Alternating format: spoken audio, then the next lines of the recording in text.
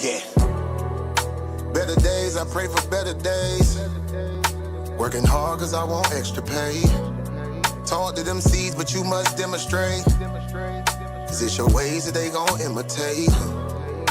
Non-violent. Sometimes I wish I would've went to college. Frown proudly. Cause where I'm from, they hate you when you smiling. Your faith should be your gun. You can't leave home without it. The children being grown, cause all the parents acting childish. You show them your reality, I bet they doubt it. You tell them all about your dreams, that's when they out it. Your own blood, ain't no family no more. They do you badly for show. You try to patch up your soul, Lord knows you on a mission to show him you so submissive. The prayer said in silence, you know the devil can hear him, pay attention. Know the war's within, how much time do you spend? Try to balance your zen, then again, losses is lessons. You tell me you trying to win, we know about saving money. You tell me you trying to spend that blood on it. Sweat, tears, you put that love on it. Your best years was just a dumb moment. You tired of going hungry, can't deal with fake making your life lonely. Your lack of faith that left your soul boning. But you gon' work and you gon' strive, do what it takes to survive. What is truth, what is a lie? You know that war's inside. Some get draped into the fake, they don't know what to decide.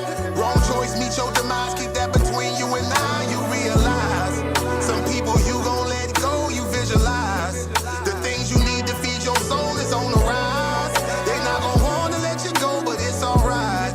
It's cool to bury what's gon' grow. Went from wrong to the right and to the dark to the light. It was a hell of a fight. You give it all your might. Gotta hold on tight and you stay strong and precise. You fight the war that's inside, cause it might change your life. From wrong to the right and to the dark from the light. It was a hell of a fight. You give it all your might. You just hold on tight and you stay strong and precise. You fight the war that's inside, cause it might change your life. I ain't the person that I used to be.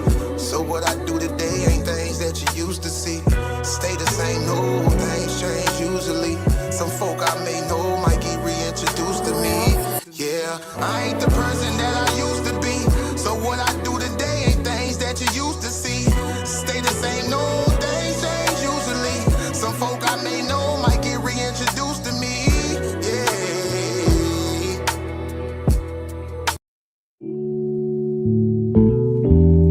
Yeah. Don't be stressing on the dumb shit, cause God is gonna make a way. Just keep going and keep your faith, so you can win this race. This race called life, yeah, yeah. This race called life. This race called life, yeah, yeah. Race called life.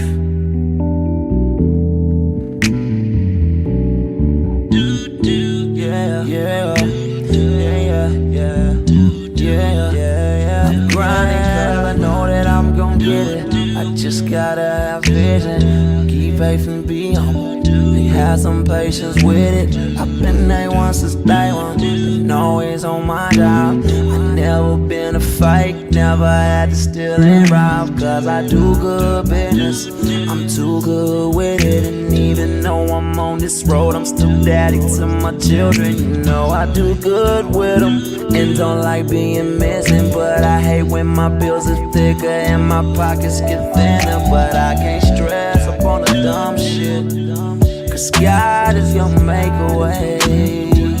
I keep going and keep my faith in my pace, so I can win this race. Win this race called life. This race called life.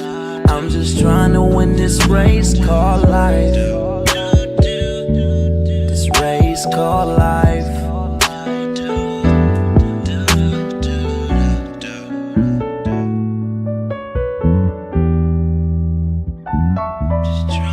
This race called life, yeah.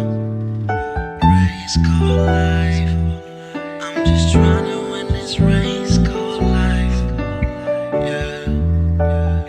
Yeah, yeah. I keep on running in this race called life, yeah.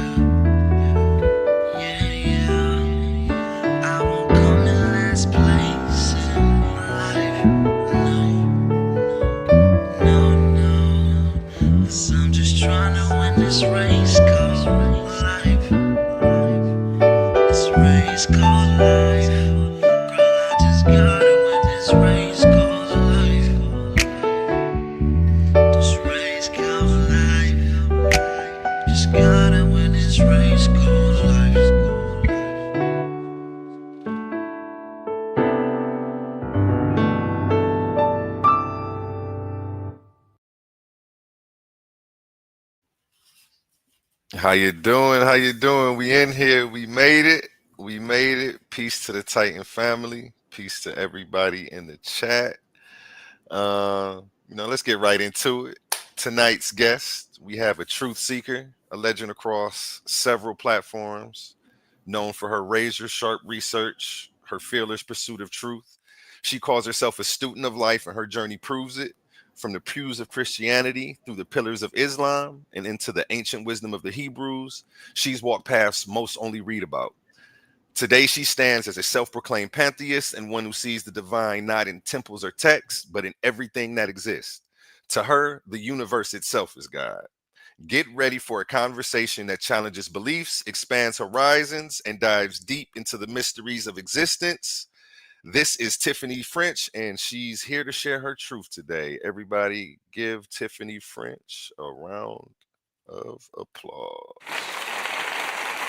Thank you. Thank you so much. I really appreciate it. Thank you.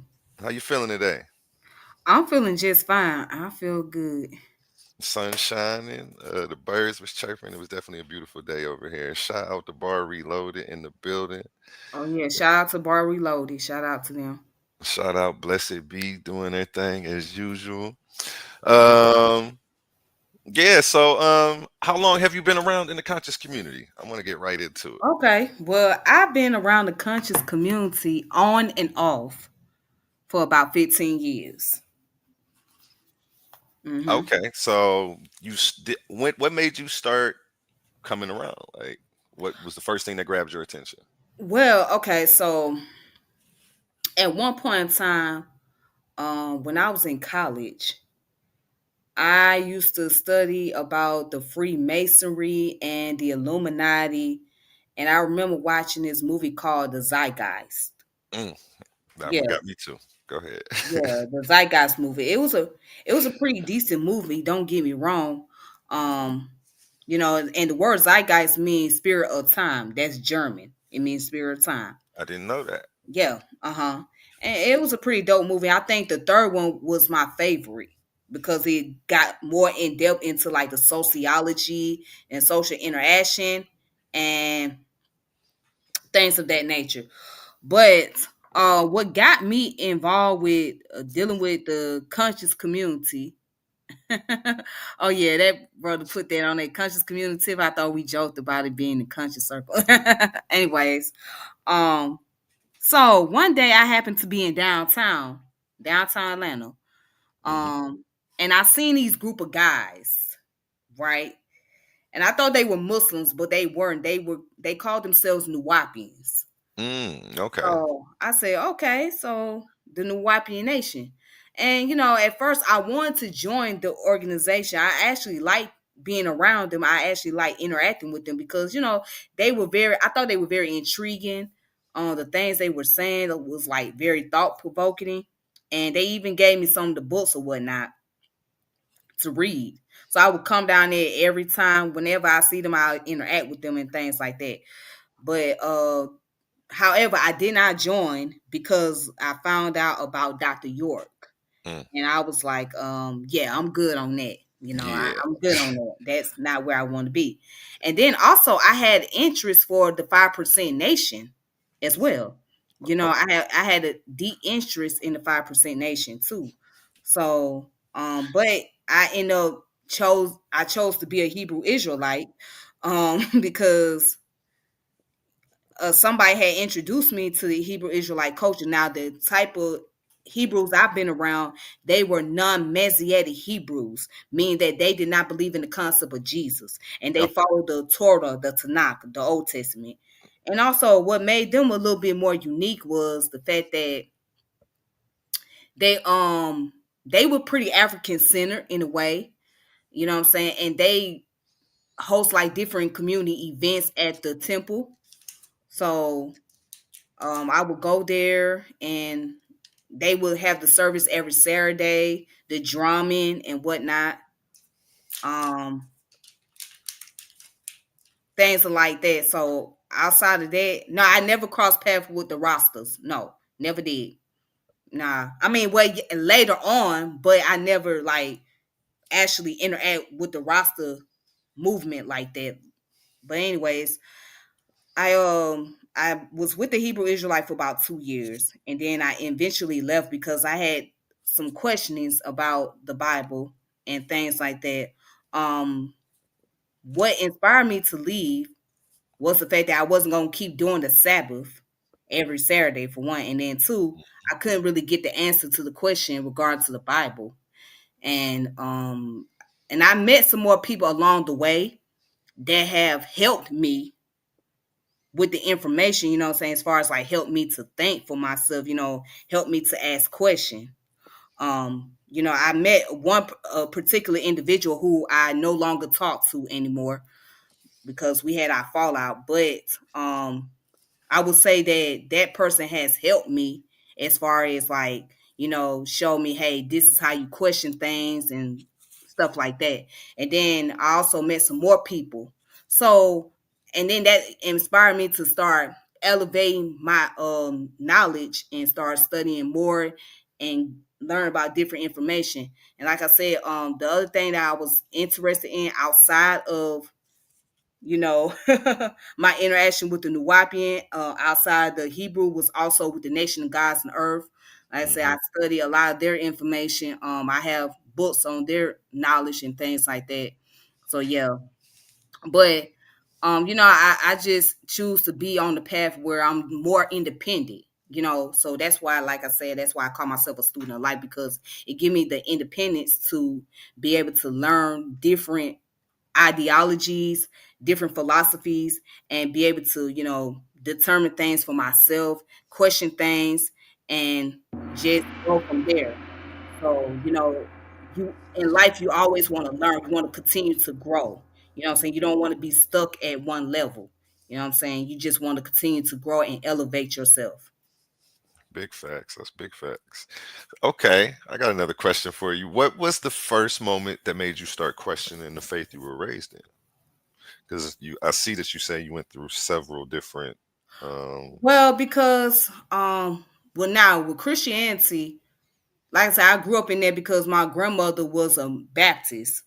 mhm. So I grew up in the Baptist church, and then as a child, one of the questions I would ask her, right, because she used to always have a picture of Jesus, what I'm saying, in Was it her white bedroom. Jesus or was it the Yeah, it black was a white Jesus? Jesus. Yeah, she would have Oh, a it's the picture. white She would Jesus. have They a always picture. She would the always classic. have a picture of a white Jesus in her kitchen. I mean, not her kitchen, her living room or in her bedroom. And I'm like, Grandma, is that Jesus? Does Jesus really look like that? She looked at me and she said, Tiffany, stop asking too many questions. Then I remember one time I slipped up and I said, Grandma, I don't believe in God. And she was like, don't let me hear you say that no more. You know how it is with them old folks. Hmm. She was from the country too. She like, don't let me hear you say that no more. You know what I'm saying? So, it was a thing that I had to go to church with her. And then I had started losing interest in church.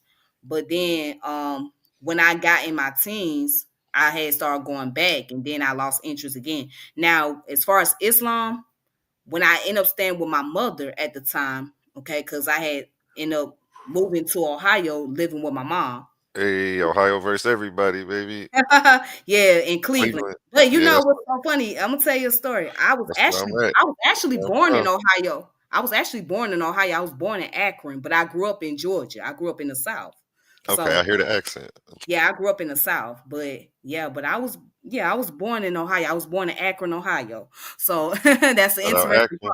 Shout out Yeah, Akron. yeah, that's the interesting part about that. But yeah, when I had first moved to Ohio at the age of 11, I was staying with my mother, right? And she was practicing Islam. She was practicing Sunni Islam. She lived in Cleveland, and so I was up there with her.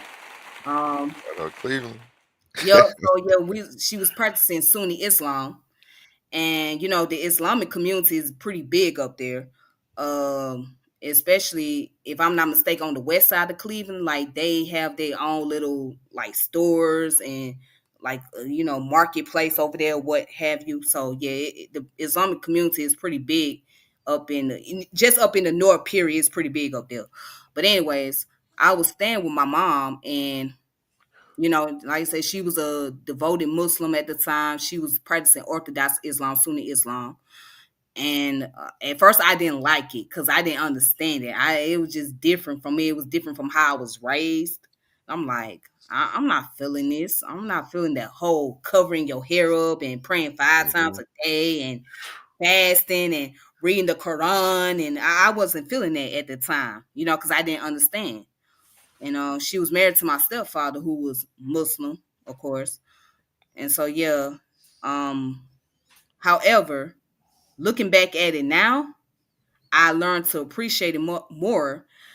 And the reason why is because my mother gave me the Quran and the prayer work before I had left Ohio and came back to Georgia. And she ended up passing away back in 2017. So, I look back at it and I feel more appreciative that, I got a chance to be exposed to that, because now that I'm older, I have a better understanding. Okay, this person asked me, did you ever cross paths with the Moors? Yes, I have. I have been around the Moors. Yes. And I have my views on the Moors too. But um, but yeah, anyways, so my mom pretty much inspired me, brought that inspiration to me. And if I would have never known about Islam, I would have never, what I'm saying, I would have never had a chance to have that knowledge. So now I have a better understanding. And it's still some stuff that I can remember, some stuff that I can memorize as far as the teaching, the lesson is concerned. So, yeah. Okay. That leads me to my next question, actually. What lessons do you carry? Well, actually, before that one, how did your time in Christianity and Islam shape the foundation of your spiritual journey today? Well, Christianity, let me see. Because I'm now able, over the years, since I started studying more about Christianity, I have a better understanding than I did before. So I don't look at the Bible, and same with Islam. I don't look at the Bible or the Quran from the literal standpoint. I understand them from the metaphorical standpoint.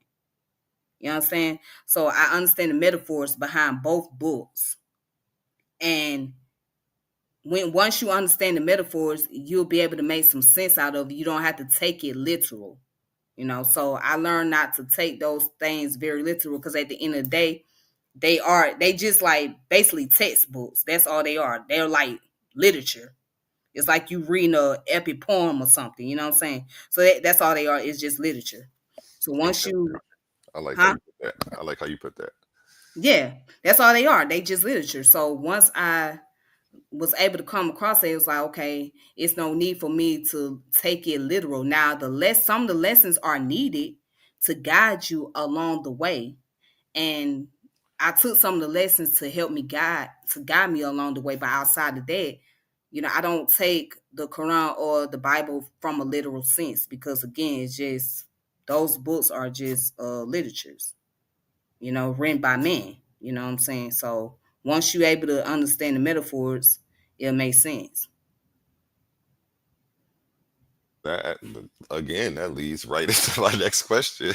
This is perfect. Okay, so what lessons did you carry from those traditions into your current belief system? Mm.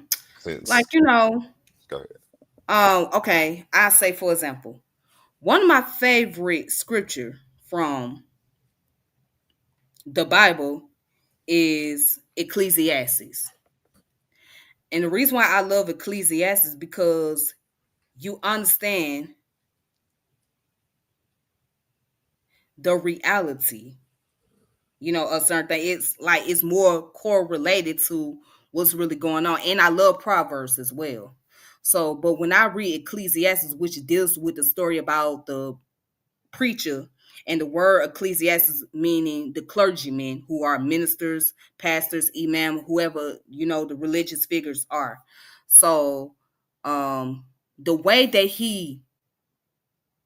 the way that it was structured and um how it was formatted, it just like it puts you in a deep thought. It's like, dang, gee, this is the reality. this is life in itself right here when you read it. It's like when you see like the part where it says that there's nothing new under the sun. um you know, all these things that you have is not going to go with you and things like that. That's just the reality. It's like basically you learn to remember that you're here one day and this day you go, and all that you work hard for is not going to stay with you. You know what I'm saying? It's going to belong to someone else. And it gets me into understanding the concept called memento mori. Memento mori, which is a Latin term that means remember your death. Remember your death. Wait, up, You know what I'm on saying? one. Momentum more. Your memento mori, which Okay. means remember your death. So that means that, you know, tomorrow ain't promised today. So you living for the moment, you know, and we so as human, we're so quick to be in a rush to try to get everything together. We gotta do this, we gotta do that, as if we are promised the next day or next week or, you know, the next month, whatever. But we don't know what's gonna happen. We don't know what's gonna happen. We don't really focus on the moment. We focusing on what's the, you know, the following day. But you can't focus on the following day. You gotta just know that you're living for the moment. You don't know what's gonna take place. So for me, that scripture kind of just helped me to learn the life lesson about discipline, about morals, about values, about understanding that, hey, not only that your life is not promised, but you also gotta be mindful of the people that you're around. You gotta understand humanity. Humans are going to be humans. So everything that you think is supposed to be this way is not going to always be that way. And everything has its moments, everything has its time. So there's a part that where it mentions that there's a time and a place for everything. You know, there's a time to heal, there's a time to kill, there's a time to plant, and there's a time to pluck what's planted, what has been planted. Um, there's a time for peace, there's a time for war. So it's like you see the duality, you see the correspondence behind it. You know, everything has its opposite. You know, so yeah, that's the thing with the lessons I learned from Christianity. Um, let me see, and the Quran. Basically, you know, the Quran just teaches you like how to be more disciplined with yourself, how to be aligned with yourself, how to pretty much learn how to lower your gaze. You know, you don't have to chase after everything that you see. You know what I'm saying? You don't have to go for everybody, you know. So um and also you learn how to just take better control of your diet. I mean, eat in the same way with the Bible, it teaches you about diet, but you know, the Quran goes in more depth about diet. You know, just learn how to be more modest and things like that. So I could take that part away from Islam. You know, Islam really deals with a lot more about discipline. You know what I'm Hmm. saying? I was And watching your channel today, and you had a show on there going in about. I remember you saying this specifically, like, how is eating fruit to be healthier pseudo? I was just laughing. right, because you know, some people, okay, you know, there's people who make criticism about, you know, various schools of thought as far as like their dietary laws. You know what I'm saying? And it's like, well, the dietary laws are needed. So I was making a video speaking on the atheist community because, you know, the atheist community, they always have a strong critique about religious people and things like that. And I get it, I understand. But it's like, okay, now with this critique, what would you say that is a replacement for dietary laws? What's a replacement for people health and wellness? What do you have as far as solution wise? Mhm. Yeah, You like know what I'm saying? I thought it was just common knowledge that eating fruits and vegetables made you healthier. I don't know how some other Right, right. You people, know what I'm saying? Yeah, but they do it is though. common I've seen knowledge. it. But I've seen see, because we live in America, you know what I'm saying, we going by American dietary system, right? You know, the main thing that many of us like to eat is a lot of bread, a lot of sugar, a lot of starch, a lot of this thing, other, you know what I'm saying? And then those things take a toll over our health, you know. So, and we, you know, a lot of times we like to eat a lot of carbs and stuff like that. So, I mean, when you go into the process of being able take your journey, whatever you want to call that journey, whether it be a spiritual journey or just, going through your process of healing, one of the things is you learning how to change your diet. You learn how to better your diet, which brings about, better discipline of self. Because your gut, right, is your second brain. You know what I mean? And what I mean by that is like whatever you put inside your body as far as your gut is concerned is going to have an effect on your brain activity. You know what I'm saying? It's going to have an effect on how how your brain process because of what you're eating and how much you're consuming of what you're eating. You know what I mean? Um, so that part right there. So, you have to be mindful. We have to be able to understand like our body function the way that we need it to function, right? Like the food, like vegetables and fruits and whatnot, those are our primary medicine. You know what I'm saying? Those are our medicine. So going back to I think was it in Hotel that made the statement, let food be thy medicine, let medicine be thy food. That's true. Because medication, you can take medication, and medication is needed. However, medication only acts as a booster. It's like it only boosts your body up. That's all it does. It doesn't necessarily, you know, cure everything. You know what I mean? But your diet is only going to be as good as the medicine that you take. Again, your diet is only going to be as good as the medicine. So you can take all the medicine you want, but if your diet is terrible, then the medicine can only do so much work and it's not going to be effective enough because your diet is not in line. You know what I'm saying? You're not maintaining a proper diet. So you're going to So are you continue, vegan right now? huh? Are you vegan right now? No, no, I'm not vegan. But I'm just curious. So no, what's your I'm not diet consist of? I mean, I'm all nosy. I'm all in your business. so right now my diet is I'm looking into doing like anti-inflammatory diet.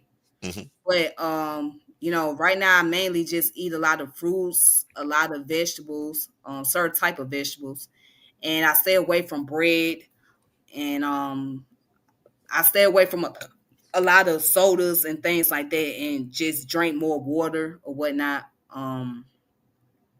Yeah, and then the type of meat that I like to eat is like turkey, chicken, lamb, certain type of fish. Yeah, I don't really do beef. I don't even do pork. Um, So yeah, that's my diet right there. So I'm just trying to like balance it out, trying to make sure that I stay in the line because my situation is I have high blood pressure. So by me having high blood pressure, it's very important that I try to maintain a proper diet so it doesn't um take a toll over me, you know. So I try to do that as much as possible. And that's the whole thing, if you maintain a better diet that is helpful for you, then you won't have to worry about taking as much medication, or you won't have to worry about taking medication every single day. You know what I'm saying? Because you have better control over your body. That's big facts. It's big facts. I definitely watch what I eat because, yeah, well, they say high blood pressure ones in the family, but Yeah, really that's just my diet. situation. Yeah, high blood pressure runs on both sides of my family, and also diabetes runs on the diabetes and high blood pressure runs on my dad's side, but high blood pressure is on both sides. But it's really just the diets and the Yeah, recipes that's being yeah, passed down. That's what they're passing you. And then, yeah, make sure you're mindful of the people you're around too, because if people are making you upset and got you oh all yeah, up, you producing the same chemicals you're trying to avoid by eating healthy. Uh, right. so if you're trying to avoid the sodium, people making you salty all day, it's the term. That's gonna be raising your blood pressure too. So you'll be mindful of that, people out there at home. Um, Oh yeah. that's big facts. Yeah, I Yeah, was so vegan my for like thing is I 5 years. believe in integrative medicine. So Mhm. integrative medicine is like complementary medicine and also conventional medicine. So conventional medicine is like, prescribed medication, things of that nature. over the counter medicine, and then complementary medicine is like dealing with like holistic medicine or like holistic healing, natural remedy, yeah, things like that. So yeah, that's why I believe in integrative medicine. Holistic wellness says your circulatory system needs to be worked on. They are here to help with that too. Okay. Um, my next question for you is, was there a single revelation or experience that led you to embrace pantheism? Um, Basically, it resonated. It made more sense because, to be honest, we really don't know what's behind this universe. We Hmm. don't know what this mystery force is. So we really don't know. Agreed. So Agreed. right. So when I studied the concept of pantheism, um, it made more sense to me because it's like, well, you got the universe, and in the universe, you have the cosmos, you have the stars, right? You have the sun. You know, you have all the things that's in the universe is also within us as well. So it will, in my opinion, it will make sense to see that as what you would call the supernatural as God, in my opinion. So it's like, well, God is the universe because, I mean, because that's where we come from, and that's where all the cosmos, all the particles and whatnot, that comes from the universe in itself. The earth is a part of the universe, so and the earth been around about what, 8 billion years, and the universe been around about 14 billion years. So it seems like the universe is infinite, or um it doesn't have a time stamp on it because it's been here for so long. But it's like, at the same time, it has a life of its own too. However, it provides us so much what we needed. So without the universe, we wouldn't have the earth, and without the earth, we wouldn't have organism. That's deep. That's deep. I was just Right. And so explaining the to universe is somebody. going to, yeah, the universe is continuously expanding, more and more. So, you know, yeah. That's big facts. Big Hmm. facts right there. We're gonna pull up the research on that one day. Um, how do you define truth after walking through so many spiritual paths? Well, I'm still learning the truth. I'm still learning. I'm still I'm still on the search of what is the truth, because I could say that I'm closer to truth, but at the end of the day, I'm still on the quest of finding out what is the truth. Let's go. Let's go. I'm on Yeah, the what same what path is as the you. truth? I'm on the Like same path as you. we So, we still we still don't know. We don't know what is what. So that's the purpose of learning, because you live to learn and you learn to live. mm, And that's deep. Say that one more time. you live to learn and you learn to live. That's So a bar right there. right. So life itself is a quest, and it's a journey. Um, and from what we deal with as humans, it comes from the concept of subjectivity, versus the objective, right?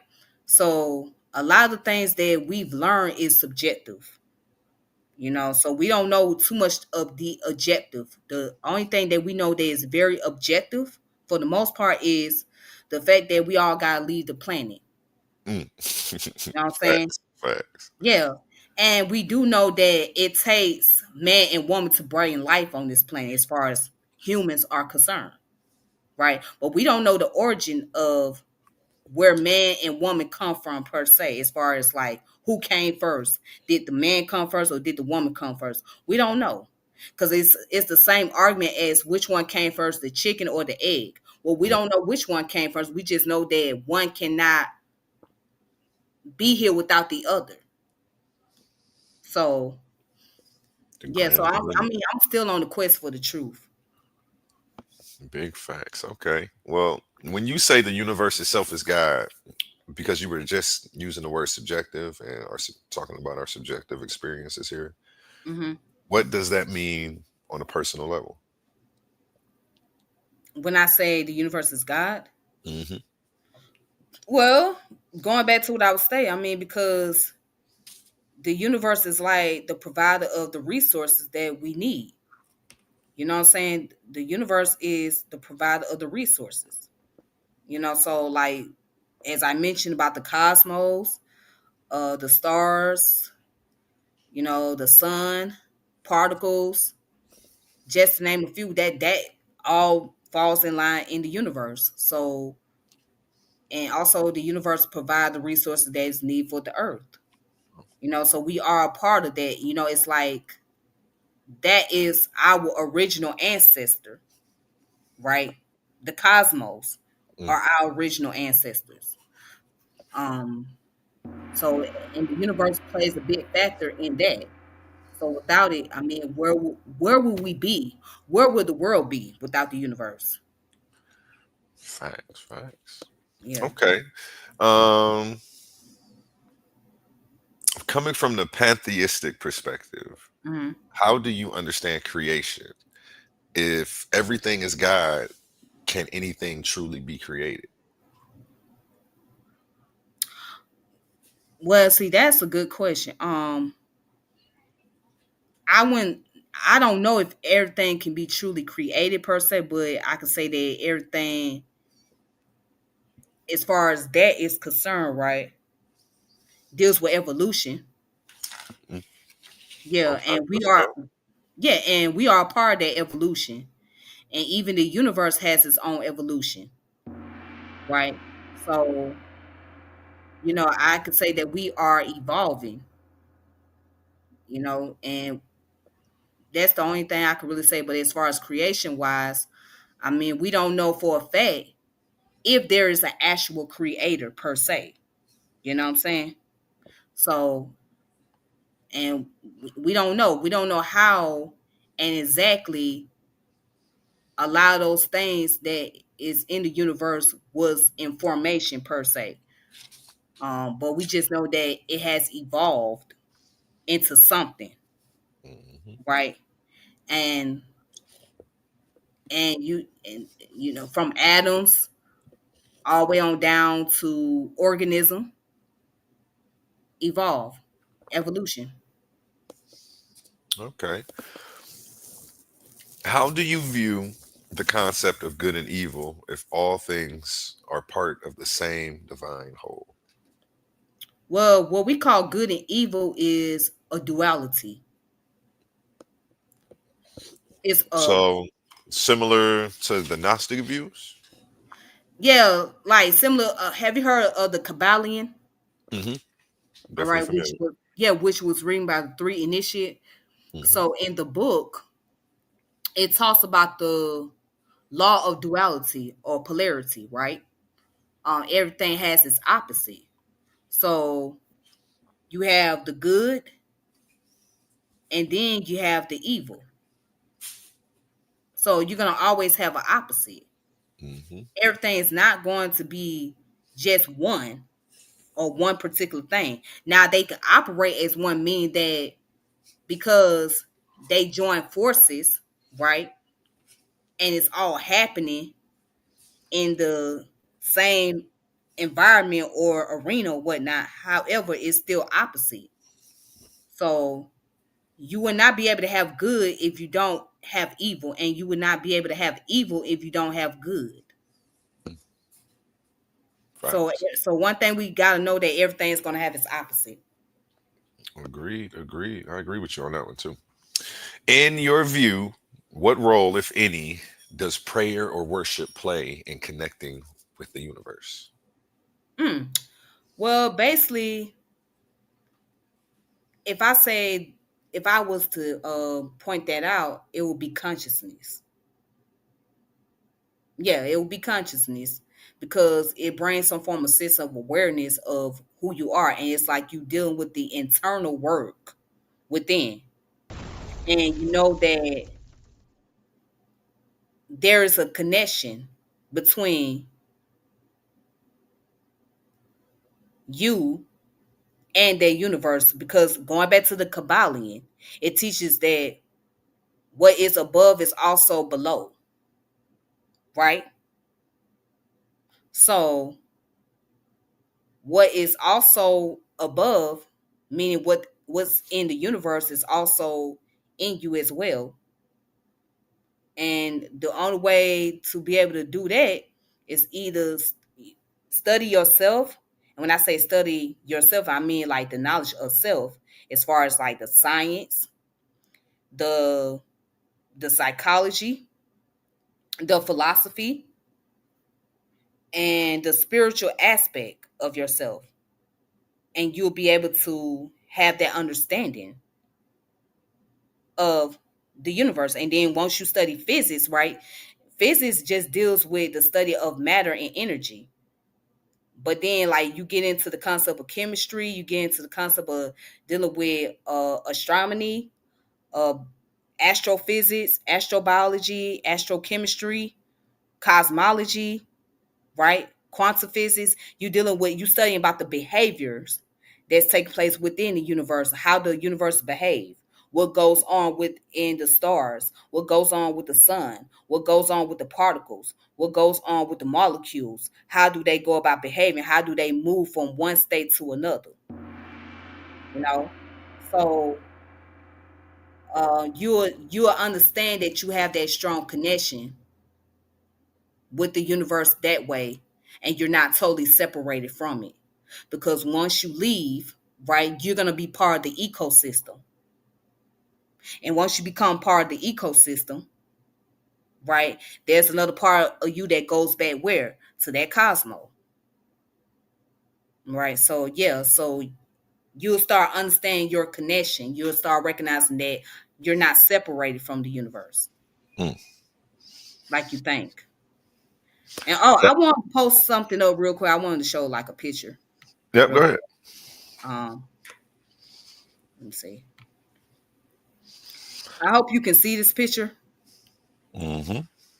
Okay. Could you Sharing see? your screen now. Or do I have to remove something? Okay, let me remove that. Okay. There Now, we here's this picture right here. So the picture shows like how we are made of star stuff, right? And how we have all the things that is within the universe that's in us.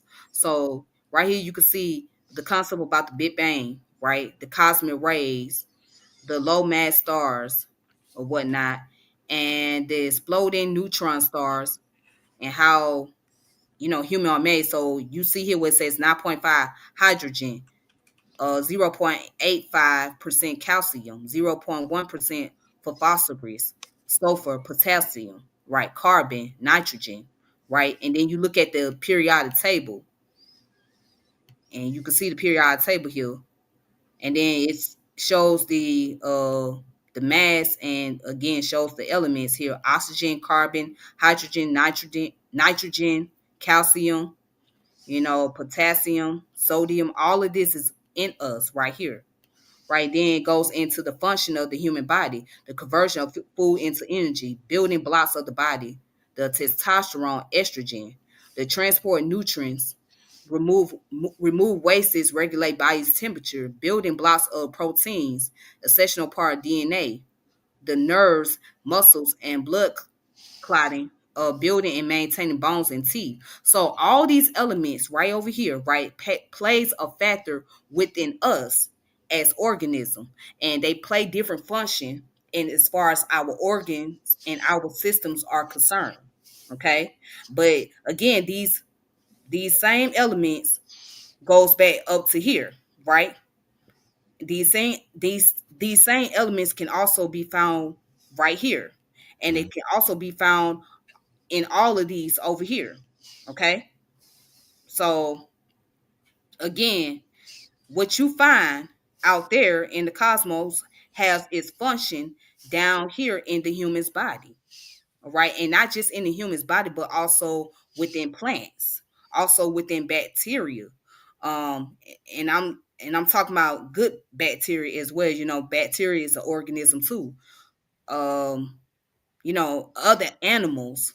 So these things play a role in how we function. So yeah. Big facts. I like that chart right there. Mm-hmm. Yeah, so that's the chart. Yeah. We'll have to look that up. Can you yeah, if you can, drop that to me after the show. I will most definitely. I will. I appreciate you. All Or right. I'll go back and screenshot it off the screen. Real Okay. quick, we're going to go to a word from our sponsors before we get back to this interview. We got Tiffany French over here dropping fire. Let's go to the tournament that brought this all together. This is what made me make this page right here.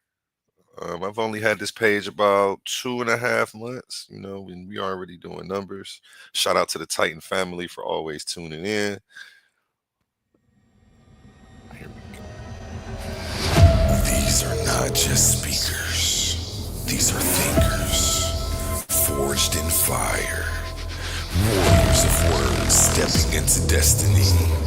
Welcome to the Coliseum of arguments, where logic clashes with conviction and ideas spill like blood in the sand. 16 titans, 16 minds, one path to immortality. They come seeking truth, they fight for redemption, they burn for revenge. Featuring the intellectual elite of the Titans Debate League. Every round a new war, every word a new weapon. Every titan ready to fall or rise in glory. This is not debate, this is combat. Step into the Coliseum of arguments. Only the brave speak here. Are you not entertained? Yes, yes, yes. Only the brave speak here. That's going to be the new slogan for the channel. Only the brave speak here, baby. We got a $500 cash prize with this tournament. The winner of each round will be receiving $50 on the road to the finals. And I'm excited to see who takes it all. Like, this is dope. I started out as a fan. I became a debater. Now I'm running a platform. But everywhere I go, I excel quick and work my way up the ranks. So this is nothing new. Shout out to you, Titan family, for always being there in support. And we got one more ad real quick before we get back to Tiffany French. This one. This is Clash of the Titans 1.0. Two minds enter the arena, only one leaves standing. On the left, Honey Clark, leader of the Barbarians, a name that strikes fear in debaters across several continents. Omnis, scholar, the backchat butcher who's made countless heads roll. And on the right, Bosco Hoover, the primitive Freemason, a master of research, a student of knowledge, an executioner of wisdom. The battlefield are Jesus and Archangel Michael, one and the same. The date, Sunday, October 26th. The question: are you not entertained? Are you not entertained? Make sure you have your butts there October 26th, 7 p.m. Beat me there, don't meet me there. We are not going to be late. You feel me? Clash of the Titans 1.0. What? This is the first round bracket. And maybe we'll be lucky enough to get Tiffany French in, 1.2. I'm gonna keep my hopes up. You feel me? You there, Tiff? Yeah, I'm here. I'm Okay, here. let's get back to you. My apologies about that. Got to keep the lights on around here. Where was I at? Okay, next question. You call yourself a student of life. What are the greatest lessons life has taught you so far? Well, the greatest lesson life has taught me is the value of being a human. The Expound on value, that. huh? Expound on that for me. Okay. Life has taught me that as being a human, there's going to be a lot of imperfection. And as a human, you're not going to know every single thing. As a human, you're going to go through human experience because when we understand nature, nature itself is very chaotic. And everything in life is not the way that you see it in your eyes, you know. And I also learned that this world is based on social politics. Okay, this world is Can you based on explain what sociopolitics is? okay, what I mean by social politics mean that everybody is gonna have their own views, their own beliefs, right? They're not going to see things in one dimension. Mean that everybody's not going to agree with life being one way, Okay, you know. facts. So let I can get into a better definition. Watch this. So social politics refers to the interplay between social and political factors that shape a society structure, governance, and culture. It examines how social phenomena like inequality or social movements are intertwined with politics and how political structure in turn influence social dynamics. Social politics is a multidisciplinary field that includes political sociology, focuses on topics like electoral behavior, social classes, public policy, and citizens' participation. All right. And and like I said, people is gonna always have their own personal politics. They're going to have their own views. They're going to have their own philosophical way of seeing life. So, and you can't project everything you believe onto somebody else because that's not how, that's not the way life works. You find people that are on a similar path as you. You find people that are connected with you. But at the same time, you just got to know that people are going to be opposite. And people going to have their views. People going to think and feel how they want to feel, and there's nothing you can do about it. And the world's not going to change the way that you want it to change. So it doesn't take one person to change the Mm, world. You know, uh, People as a collective got to want to make the change. Now you could be the inspiration to somebody else. You can be the example to people, but you can't force change on people as a collective. that's deep. That's deep. And that's facts too, because I see it. I've been through it. I've been Right. guilty of trying to do that myself, only to Right. keep bumping my head against the wall. And I see people doing it every day. But it's just in some people, and it's like they can't stop. And that's how it is for me. Like I know it's go not gonna work all the time, but I still got to keep trying. Because Right. what And else then is you there have to to do? understand the world is, people operate off of egos. Hmm. People operate off of greed, Mm. you know. So one thing I learned when I took sociology back in college, it's about power, wealth, and prestige. So it's about being able to gain that power, and prestige is about making yourself feel like you're worthy of that power, of that position. And wealth is not just about money, but it's about accumulating resources. So life have taught me that too. And it's like some things are beyond your control. Going back to that serenity prayer, if you know what the serenity prayer is. Um, God grant me the serenity to accept the things I cannot change and change the things Yeah. I cannot. Wait, I'm saying And hold it on, back. hold on, hold on. I'm gonna pull it I'm up. messing It it up. said I'm sorry. you right. It says, God grant me the serenity to accept the things I cannot change and the courage to change the things I can Courage, and the yeah, wisdom to know the difference. and the wisdom to know the difference. Preach, girl, preach. Yeah. That was good. I definitely forgot that one. I was Yeah. butchering that. My apologies to all the Yeah, I Christians. had to look it up. Yeah. You fast with it. Yeah. Okay, my next question. How do you balance spiritual intuition with academic or historical research? Well, sometimes you gotta learn how to separate the two. And what I mean by that, once you learn how to separate it, then you know when it's time to balance them. So when it comes to your studies, right? When you study academic, right, you study on the academic aspect of things. Okay, you study on the academic, you just focus on that because you want to understand what the academics are and how the process work on the academic level.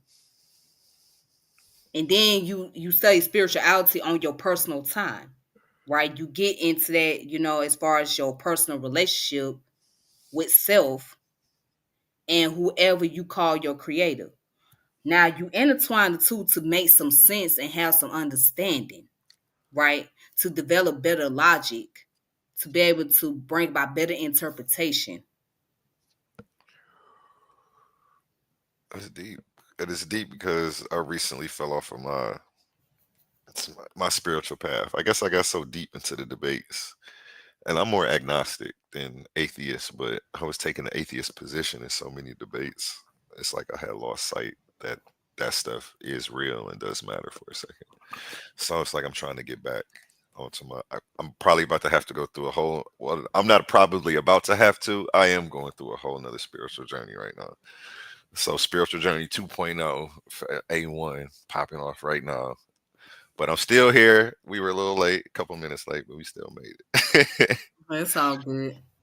Yeah. Okay. My next question to you: what's your perspective on the human ego? Is it an obstacle or a part of divine expression? Mm, The ego, baby. Everybody got their egos. I would say it would be part of the obstacle more than a divine expression. The reason why, because your ego can be your biggest downfall. Facts. Talk Your to them. ego more than likely can be your biggest downfall because we tend to operate so much on our egos and not operate on not operate on the state of humility.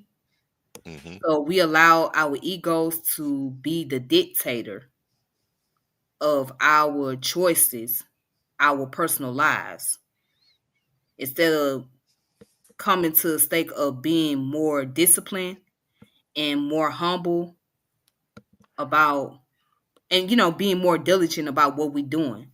So um every once in a while you can have an ego here and there when it comes to developing confidence in yourself. But if you always prideful about every single thing and you don't analyze what the problem is or where you messed up at, then that's going to lead you to your path of destruction. That's going to lead you into a predicament that you're not going to be able to get yourself out of. Okay. What's your perspective? Now, you know what? I'm going to come back to that one. How do you interpret the idea of God made man in his image through the pantheist lens? Well, because you are the likeness of God. If we're going to say it like that, you are the likeness, meaning that you are the reflection of God. So again, going back to what I said about the universe and about us as humans, we are that reflection of the universe. We are the reflection. And would you agree with the statement we're all reflections of each other? In ways, we are. Yes, we are in ways. In ways. I hear that one being tossed around a lot, so that's why I asked. In ways, we are. In ways, we are because based on how we think and how we view each other, right? Based on our character, it can be a reflection.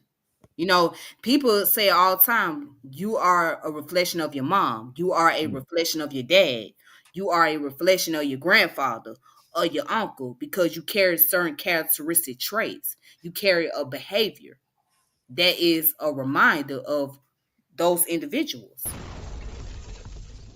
DNA be strong, don't Yeah. it? And that's called epigenetics. Because with epigenetics, that deals with it basically means above genome. Okay. And that deals with the gene expression. So your gene open up and your gene closes, open up, closes, or whatnot. So it don't change your DNA, but it's just your gene expression changes. Meaning that you carry on certain traits, right? You carry on certain behavior because you're a product of the environment that you're in, or because again, you inherit some of the traits from your ancestor, right? Whether it be biological traits, physical traits, and some personality traits. So, Facts. I know my mama always be making fun of me, like, boy, you walk just like your damn daddy. yeah. I'm like, what? How do I Oh walk like? yeah.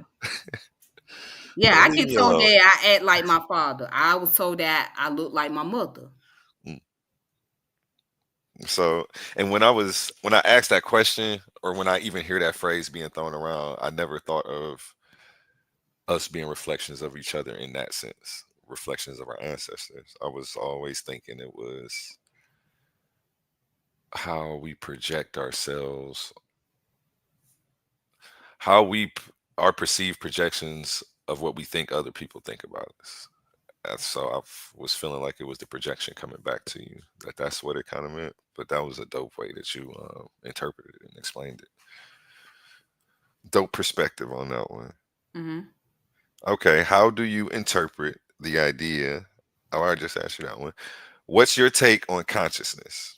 Do you see it as something individual or part of a universal mind? I see it as both. Talk to me. Okay, because as the universe is expanding, right, we learned that there is some form of consciousness there. There's some form of sense of awareness or some sense of awakening that's taking place. So as the universe is expanding, and once you study about the behavior of the universe, you will learn that it got its own consciousness. It just doesn't have a conscious the way that we operate as humans, but it has its own form of consciousness. Okay, and we're part of that consciousness of the universe. It's just we just have our own way of dealing with consciousness. And as individual, you have your own consciousness. Um, Again, you can go through a process of where you going through a life changing situation, and you start to just realize and you recognize what's going on with you. You start recognize what's going on around your environment, right? You start to notice things that others may not pay attention to, or it's not always pointed out, you know. And then I also believe personally, even when you go through the states of, let's say, if you go under anesthesia, or let's say you went into a coma, I believe you still have consciousness there because your brain activity doesn't necessarily stop. Your brain's still functioning. It's just you're not awake. You're not awake at the moment because you're in a state of coma. But your cells and all those different things, they're going through the process of organizing and whatnot. And then it's like you go into a different world. It's like you go into some type of dream or something. And then by the time you wake up, you realize that, okay, I'm still here. But you don't know how long you was there. But you just know that you still in this body and you're still in that environment, or you're still in the hospital. And then when somebody tell you that, well, you've been in the hospital for 3 months because you was in a coma, or you was in the hospital for 4 months, you feel like you was just in the hospital yesterday, right? But you come to the realization that, dang, I've been here for a long time. But the reason why you had to come to that realization because you was in a deep sleep, you was in a deep coma. You know what I'm saying? Your mind or your brain activity was somewhere else during that moment. Oh, I'm muted. You can't even hear me over here. I was saying big facts. I'm into them studies. Okay. Okay, okay. Do you find meaning in morality without relying on tradition, without relying on traditional religious authority? Mm, hmm. Yes, because you determine that by looking at characters. You look at the characteristic, and again, going back to that sense of awareness. Going back to that sense of awareness. You start to become aware of certain things that does not sit well with you. It just doesn't feel right. So you know from a cultural standpoint without having to deal with religion per se, right? You're taught to say thank you, right? You taught to say please. You're taught to say excuse me, Hmm. right? So you're taught to have manners because that's the cultural sense, right? That's just the cultural practice. And it does not always deals with the scripture per se. It deals with how it deals with the social aspect of things, of how important it is to have a culture which is based on the morality and values and discipline. So, but what happens is with religion, right? Excuse me. The only thing that hinders people when it comes to religion is the idea of how God is being portrayed. You know what I'm saying? So, but there's some principles there that will help guide an individual along the way. But overall, it goes back to more of a cultural sense than just a religious sense. Okay. Do you believe that humanity is moving toward a more unified spiritual understanding or further away from that? Not collectively, not collectively. Again, because you gotta look at human are very divided. And I going s- back to going back to social politics, everybody is not going to believe in the concept of spirituality. You know what I'm saying? Everybody's not going to believe in the concept of cultural norms that we follow as far as tradition is concerned. So to say that humanity is moving towards a spiritual direction, to me, that's a misnomer. That's a mm, misnomer because human as a collective is not moving to that direction. I mean, um, people have different, have their own way of thinking, have their own way of viewing things, right? So you might have this group of people over here that's studying and practicing spirituality and they are spiritually inclined. And then you got those over here that does not deal with spirituality, that operate from the state of atheism or agnosticism, right? And you got those over here that don't care about the values of life, which makes them nihilistic. So by them being nihilistic, they don't see what's the purpose or what's the value behind it. Just like you have people over here that believes in free will, and then you got those who don't believe in free will, they believe in determinism. mm. Break down determinism for the people who may not know what that is. Okay. So determinism basically means that the things that's taking place in life was already predetermined. It was already designed. It was designated to be this way, right? So there is no concept of having a free will per se. It's based off of limitation. You can only do so much. You can only go this way or go to this direction, but you don't have a total free will. You don't have total control over anything. So, and we can go to the definition, the dictionary definition, if you don't like what my my Oh no, I like connotation. the definition. That definition good with me. That Let makes me, sense. That's exactly what it is. So yeah, let's look up determinism. Determinism. All right. All right, yeah, so here it is. Determinism is the metaphysical view that all events within the universe can occur only in one possible way. Deterministic theory throughout the history of philosophy has developed from diverse and sometimes overlapping motives and consideration, right?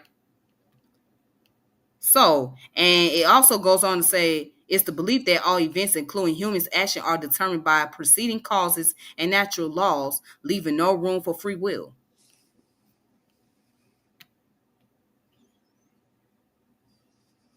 Yeah. let's let's go. Next question I got for you. Your body is a temporary arrangement. What does that mean to you? Oh, can I answer this one question? This brother put, but evolution can't exist in creation story. I want to address that from indigenous black man. Let's I never go. said that evolution can't exist in the creation story. You know what I'm saying? Only thing I said was I don't know as far as if we are created per se. I said that we're evolving. That's all I said. So we are evolving. And also I mentioned that we don't know who the creator is per se, so that's what led me to my belief that the universe is God in itself, because I don't know what's behind the universe. We don't know what the creator is. We don't know if there was a creation to begin with per se. We just know that we are part of the evolution. We are evolving. So I hope I answered that question. Can you repeat your question again, sir? Oh yeah, yeah. Your body is a temporary arrangement. What does that mean to you?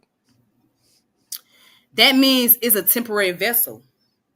It's just a temporary vessel. It's just a tool for you to navigate around this thing called life. That's all it is. It's just a tool. It's just a vessel where you can navigate in life. Facts. Let's go. Let's go. Next question. Do humans come from monkeys? No, we don't come from monkeys. We come from primates. Okay. And let me go into that. Let me explain that further. Okay. Let me go into my notes. Okay. Because I took notes on it. All right. Now, when we study the human's classification, which is also known as a taxonomy, right? The domain is the eukarya, which is organism with the eukaryotic cell, meaning multicellular. All right. Kingdom is anima or animalia, which is the animals, because we are part of the animal kingdom. Right. Phylum is the chordata, which is animals with a backbone or vertebrates. And class is the mammals, meaning that, because we have hair and we produce milk. Now, under order, we are primates, because that means that we are mammals with grasping fingers and collarbones. Okay, so we have something in common with the monkeys, gorillas, chimpanzee, right? Because we are primates, and primates were mammals that had grasping fingers and collarbone. So no, we don't come directly from monkeys. Monkeys do not give birth to humans. Monkeys are a totally different species. We are Homo sapiens sapien. Okay? Monkeys have their own species. And You heard it here first, folks. it's impossible for monkeys to give birth to humans. Say that one more time for the people in the back. It's impossible for monkeys to give birth to humans because they are a total different species from us. Because I'm tired of hearing people say that. I don't even know why they think that that's what y'all mean when y'all go there. But Right. I digress. I'm not here Then to. let's go into family, which is the hominid, right? The hominids include humans, chimpanzee, gorilla, and orangutan. So we have we have a lot in common, meaning that we are primates and we also the hominid. All right. But again, when it comes down to the species, we are Homo sapiens as human. Oh my! I'm not gonna answer this man's question because I don't think it's right. I'm not gonna answer that question because Let's go. I Let's go. yeah, because I Well, just it's funny because his question is almost my next question. My next question is explain to the people what explain to the people what a common ancestor is to the people. I wrote it twice. Explain to the I people just what a common explained it. ancestor is. And you kind of, yeah, I was gonna say you kind of just did go over Yeah, that. You just I didn't just say the explained it. word, and you just I didn't just say what it was. And yeah, I just explained the common ancestor. I just explained it. yeah, yeah. Yeah, In our common detail. ancestors are the primates. And going back to what I stated about the primates, right? Who are the primates? Again, primates are mammals. Mammals with grasping fingers, okay, and collarbones. All right. So those are primates. Now, what are mammals? Mammals are those who have hair and milk. Now, do we carry milk in our body? Yes, as women, we have the ability to breastfeed. Okay. Do we have hair? Yes, we do have hair. We have hair on our head. We have hair on our face. We have hair on our eyebrows. We have hair on our legs, right? We have hair in our pubic areas. Okay. So that does not mean that we come from monkeys. All right. That doesn't mean, once again, that monkeys gave birth to humans.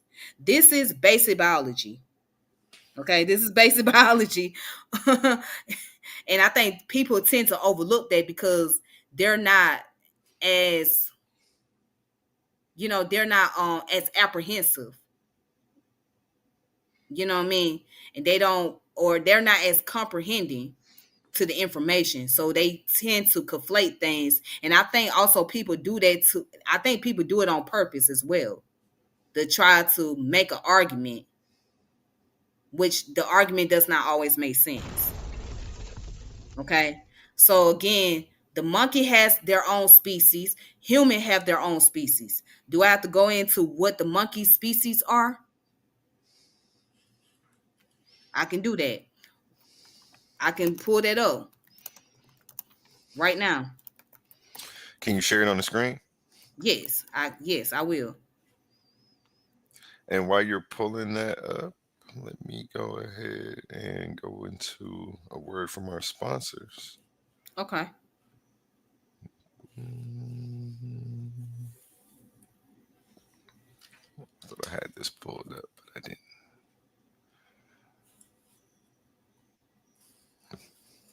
Okay. In every debate, there's power, passion, and purpose. Titans Debate League isn't just a podcast, it's a movement, a place where big ideas collide and voices that matter are heard.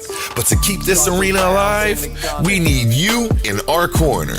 Your support through Cash App isn't just a donation, it's an investment in truth, in dialogue, and in community. Every dollar helps us bring sharper debates, stronger guests, and bigger opportunities for growth. And here's the best part. When you give, you're not just supporting us. You're standing tall as part of the Titan family. We see you, we value you, and we appreciate you. So if you've ever felt inspired, challenged, or entertained by what we do, show some love and send your support to $Titans Debate League at Cash App today. Again, that's $Titans Debate League at Cash App today. Together, let's keep this debate alive, keep the fire burning, and keep the Titans rising. Have a blessed day. And appreciate all my October donators. You are the best. Start the rounds in the gun. Get down or lay down when we storming. This the clash of the Titans. And back to you, Tiff. Okay. So it's real simple. You just gotta look it up. Okay, there's books out there that goes into the process of evolution. All right. You have to share my screen. Okay, so right here, as you can see, it shows scientific classification of monkeys, right? The animal kingdom, the chordata, right? And also the class, which is the mammal, the order, primates. These are the things that we have in common with monkeys, right?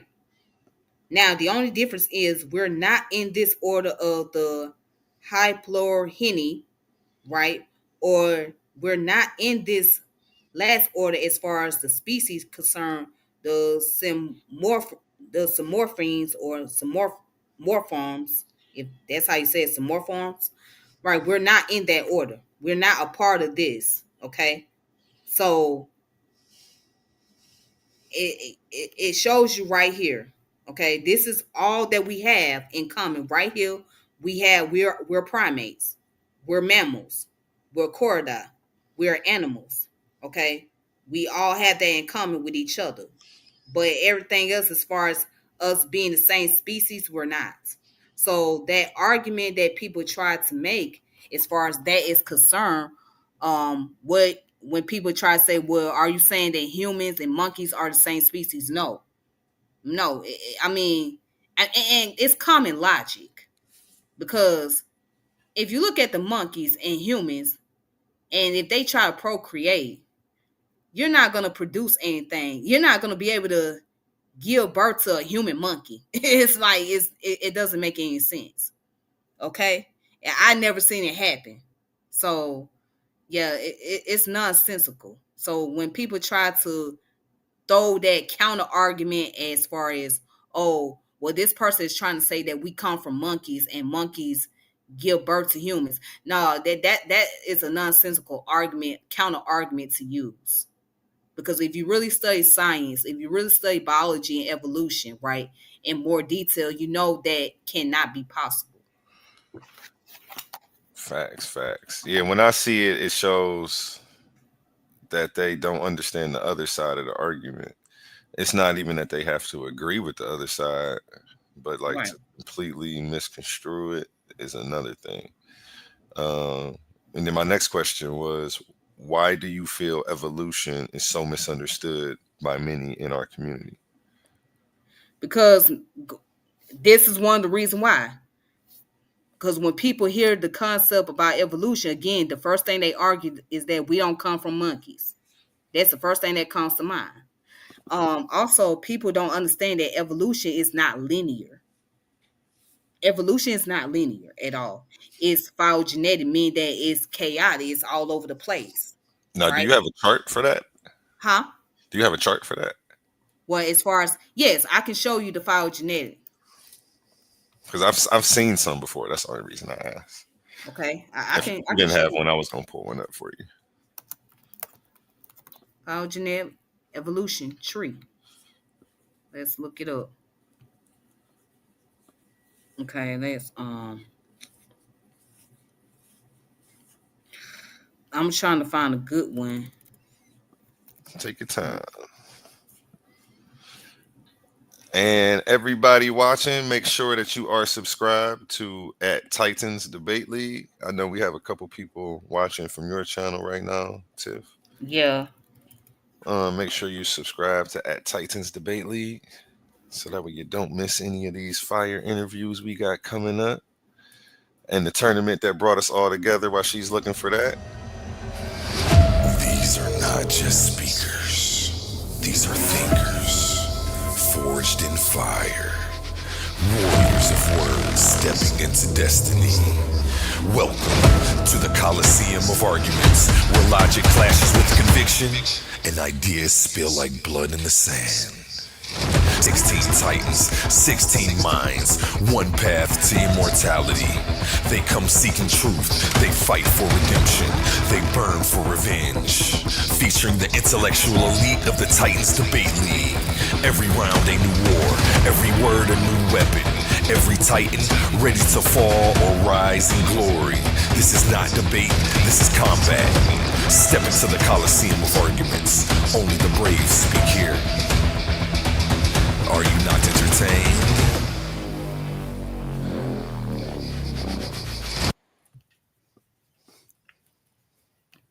Okay. Okay, so let me go ahead and pull it up. All right. So right here, if you can't you see? Hold on, let me take this down. Add that. There we go. Yep, that's one of the ones I've seen before. Okay. Yes. So this come from National Geographic. But this is showing you the concept of the phylogenetic tree. So a phylogenetic tree shows the evolutionary relationship among different organisms. The branches of the tree show where genetic and physical similarity and differences between organisms begin or end.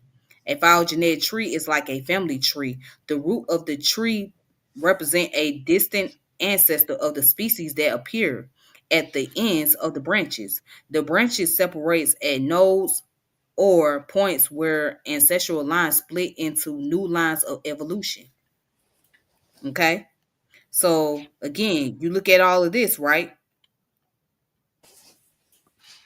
And Hmm. then you can go back into like looking at bacteria, which is, that's our ancestor, right? Bacteria, but it's cellular. And then also you can look at the eukaryote, right? Which is deals with the eukaryote cell, which is multicellular. All right. So right here, this kind of shows you how evolution is. So evolution is not linear like we think it is. You know what I'm saying? Okay. So this is a phylogenetic concept. Now let's go into the other human evolutionary as far as like the human evolution is concerned, right? Let's deal with the tree on that. So to better explain, okay, let's look at the human evolution tree, right? Let me see if I can trying to find something here. It's much better. See if I can. Let me see if I can pull this picture up right here.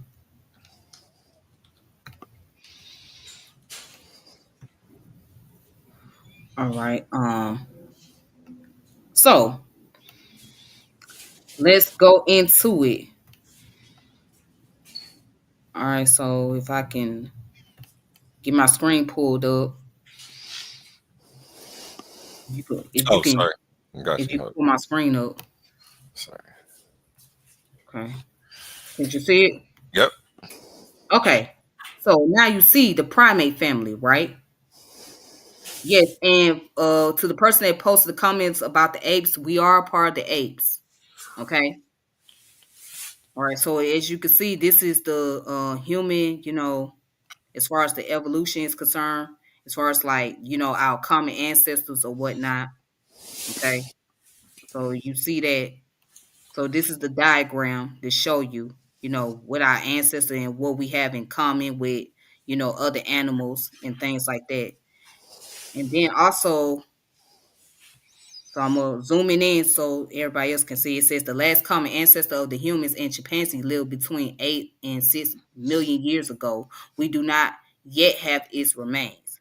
And it says the last common ancestor of monkeys and apes lived about 25 million years ago. Okay. All right. So now let's get into the concept about bananas. Because I Mm. mentioned before, do we have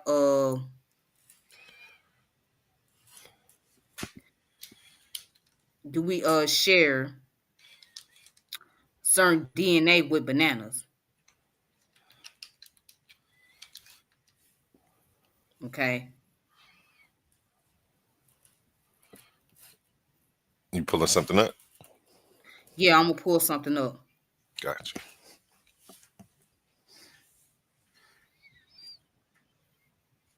All right.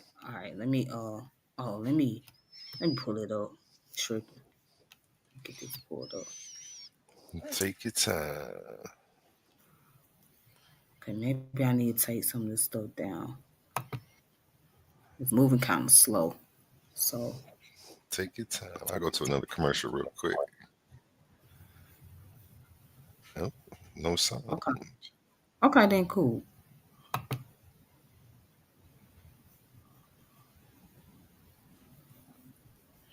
1.0.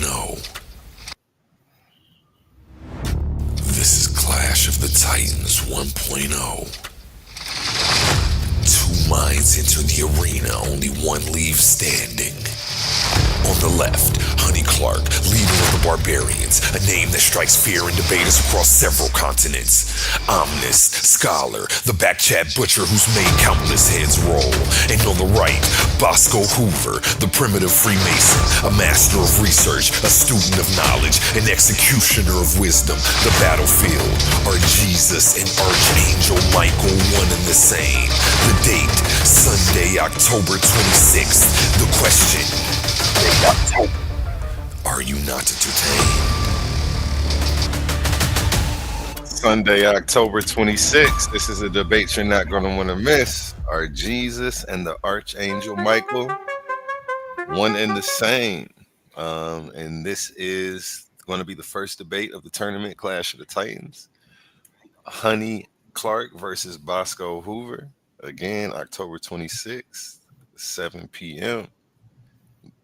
Beat me there, don't meet me there. Let's go. You there, Tiffany? Oh, I see your screen. Okay, I got you.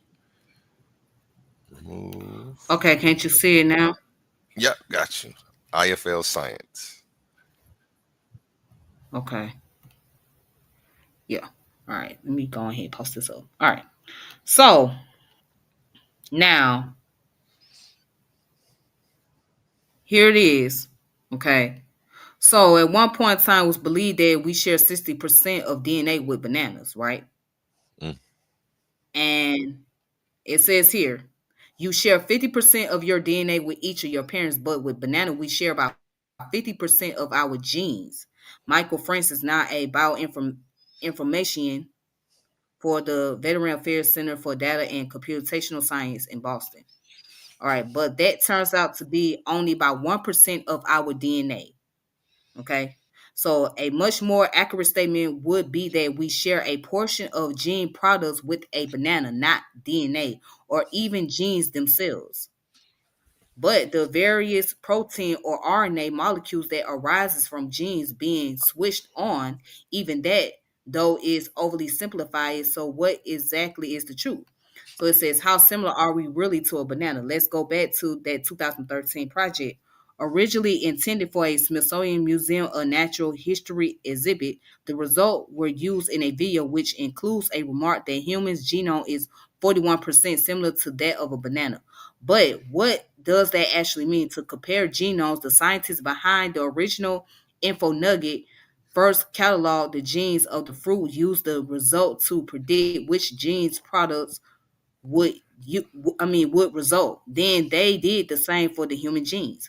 With these two data set collected, the next step was to compare them, which thankfully the team had a computer do. More than 4 million comparison were done overall. The program compared how similar the sequence of the banana genes are to each human gene. So NIA geneticist Lauren Brody, who led the project, told how stuff works. The program kept any matches that were more similar than one would expect by chance. So all told, there were about 7,000 hits. That is banana genes that had a rough equivalent in the human genome.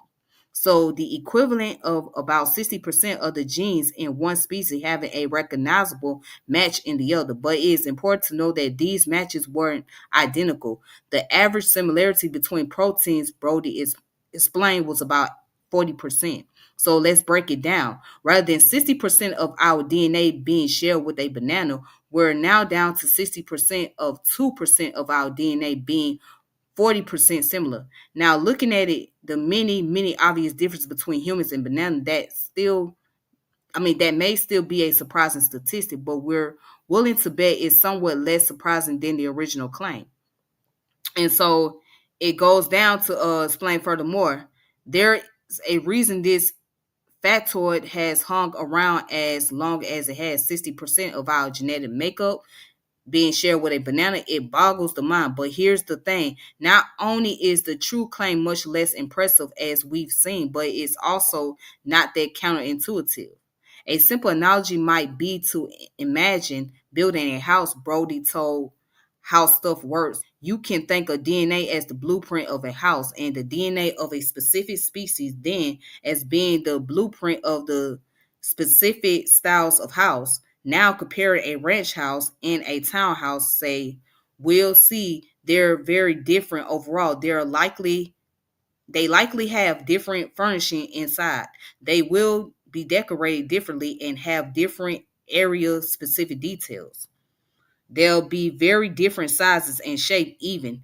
All these choices, Brody says, are analogous to the protein products of our DNA, the actual information that turns a house into my house.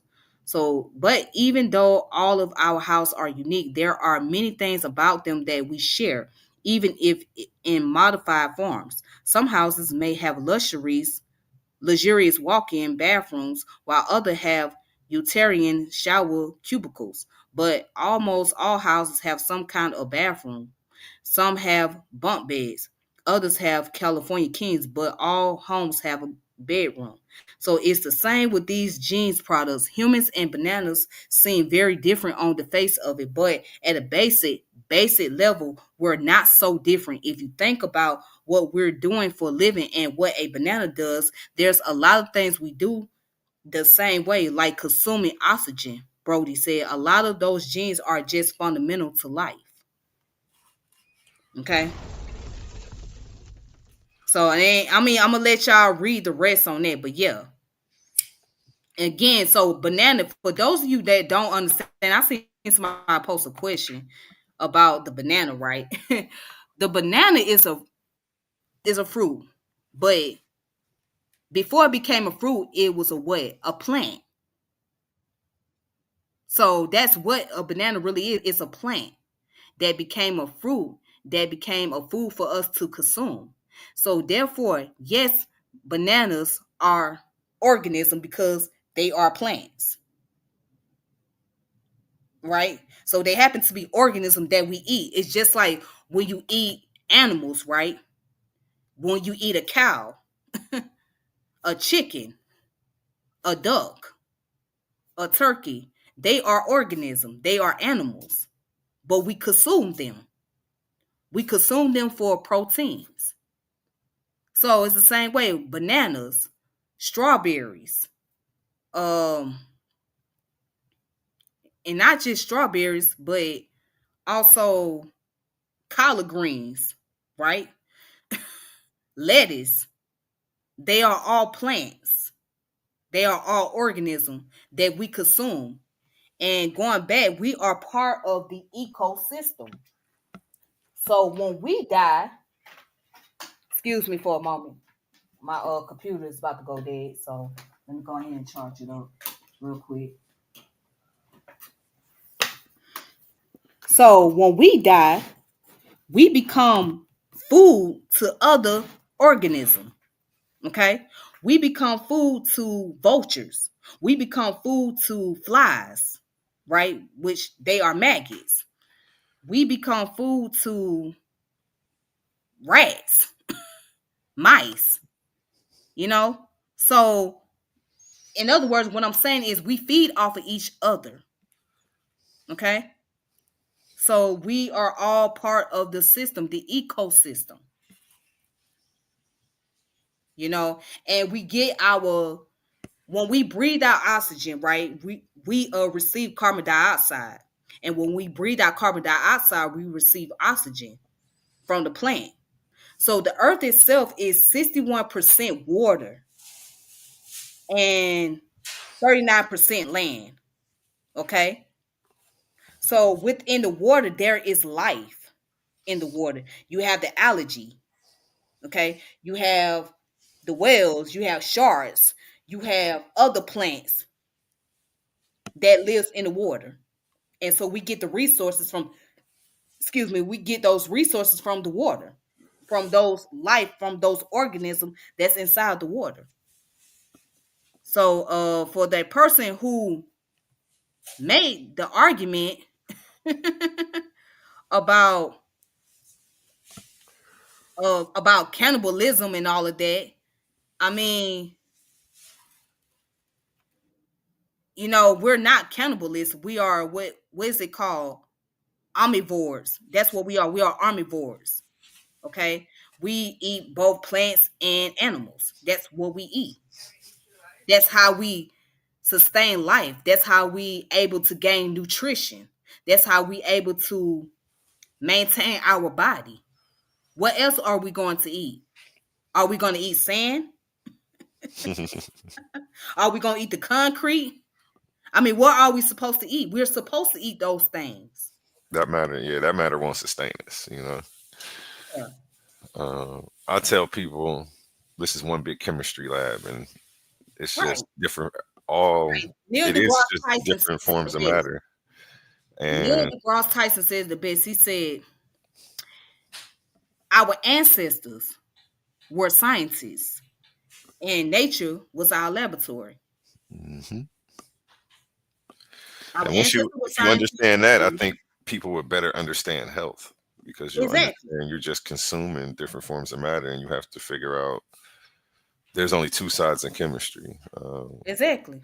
acid and alkaline. So acids destroy. Well, I mean, there are some healing properties to some, but generally acids destroy, and alkalines heal. So um, So yeah, yeah, I use it in reference to that though. Go ahead though. I'm sorry. right. So going back to what I was saying, organism consume organisms. Yeah. Period. I mean, that's what we made to do. Just like alligators eat lions, lions eat alligators. Yeah, back to the earth from which we came. Exactly. Hey, I seen a video. I'm gonna give you something that's really. I'm gonna tell you something that was really like shocking. So I seen a video on Facebook, right, where I saw the squirrel eating a damn frog. Let's see if I can find it real quick. Go ahead, keep talking. Yeah, a squirrel was eating a frog. It was on somebody else's page, and I'm like, wait a minute, that's weird because when you see a squirrel, they normally eat nuts, right? They normally eat plants. You know what I'm saying? You don't see them eating animals or amphibian, right? So when I saw that, I was like, what? I'm like, wait. I'm like, squirrels eating frogs? Like, that's weird to me. But somebody had posted in the comments that, hey, they're in survival mode. Mm. You know how it be when you're in survival mode. Exactly. When you're in survival mode, you're going to consume whatever. You know what I'm Yeah. saying? So again, organism eat organism. So what we think that organism won't eat, we have to think again. You know, Is this the video you saw? I can't see the video. Wait, let me see if it's sharing on the screen or not. I can't. Oh, see it's the not video. sharing on the screen. Hold on, let me remove this. Okay. Remove it, add it back. Is this? Here's one that came up. You see that? Oh my god! Hold on. Wait. I can't. Yeah, that's the video. That's the video. You That's see? the video. Yeah. Yeah, the I guy think who he's a posted lizard. it. I don't know if it's a frog or a lizard. I think it's a lizard. It looked like a lizard. That's It not looked even like a guy. something, but you see, that's a squirrel eating it.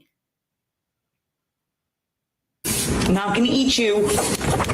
Okay. Okay, yeah, that was wild though. I've Yeah, never seen a it's a squirrel lot of eat a things that frog either. I told you. Nature is chaotic. I don't know. I don't think that was AI. AI's getting good, but that Nah, looked that's cool. not AI. That's nature. That is not AI. Columbia squirrels. This squirrel is eating a bird in Colombia. Let's see Yeah. Okay. Play that video. if it'll play this one too. See, people don't understand nature. Oh my god. You see Oh that? my god. Yeah. I'm so scared. People don't understand nature. Look at the Animal Channel, right? Look at the Discovery Channel, and you see doggone tigers chasing jaguars, right? Hmm. You will see hyenas eating lions. You know what I'm saying? You'll see alligators eating doggone tigers and tigers eating alligators. So it goes to show you that nature is very chaotic. Hell, at one point in time, humans used to eat humans. Hmm. You know what I'm saying? It was Cannibalism was a bad. real thing. We was in survival mode like a mother. It's Yes. crazy. Humans used to consume off of humans at one point in time. You know what I'm saying? And no, it's not AI. That's not AI at all. Y'all just don't understand nature. And make sure you subscribe to my TikTok at Titans Debate League. I'm at Titans Debate League on all platforms: TikTok, Instagram, YouTube. You know, you can't miss me. Of course, hold on, of course they don't live in the same area, right? But if that jaguar or tiger or let's say that tiger is in that jaguar territory, right? That jaguar is gonna chase after that tiger and it's gonna eat the tiger. Okay? Because why? Because that tiger is not only looked at as a predator, but he's gonna end up becoming a prey. So nobody said they live in the same territory, but if the tiger enters into the territory of a jaguar, right? By nature, that jaguar is going to consume off the tiger. Let's go. That's how it goes. And That's how then nature shout out works. to Vinyasa. Vinyasa said it the best. He says, you have to remember squirrels are rodents, and rodents are capable of eating flesh. Mm. So they're just like rats with tails. I mean, with fuzzy, bigger tails. Right. Yeah, just like rats. Just like cats. Cats eat rats. They eat mice. Why you think people get cats sometimes? In case if they have a mice in the house, right? I mean, if they have a mouse or if they have a rat running around, what's gonna have that cat is gonna eat it.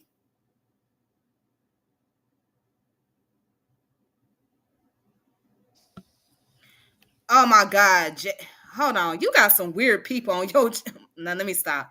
Nobody said a jaguar is a tiger, bro. What is you talking about? I No, said they said when a jaguar would beat a tiger. That's what I think they said. no, he put a jaguar ain't no fucking tiger. Nobody said that. No, I he said never a said that. jaguar would. Did I ever say a jaguar is a tiger? No, he said a jaguar would a tiger would f a No, jaguar. he said jaguar ain't fucking with it. Oh, okay, my bad. I read it wrong. It's all right. It's all right. I just caught it when you pointed No, it but out. what I'm telling you is if a jaguar enter in the territory of a tiger, right? It will become the prey to that tiger. Or if that tiger enter into the jaguar's territory, right? It will become. He put you can't read, lady. I'm not gonna go there. I'm gonna stop It was responding to that person because that person is yeah, it disrespectful. was a So mistake. yeah, I'm gonna leave it alone. I'm gonna let that person have their comment. I'm gonna show this video of when jaguars frighten tigers. Yeah, I'm gonna leave that person alone. I'm not gonna. Oh I'm yeah, not I'm gonna. really not too in the comments. I have them showing on the screen, but I'm not. Yeah. Okay, let's see what's going on here. I think this is. Can I make it bigger?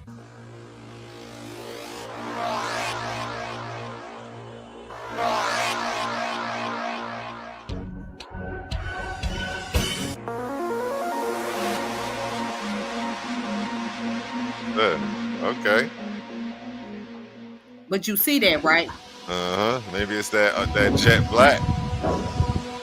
Right, you see that now. You see they fighting with each other, right? Now, if they continue on fighting, what's going to end up happening afterwards? That jaguar or that tiger is going to end up killing one another, and they're going to consume off each other. Mm-hmm.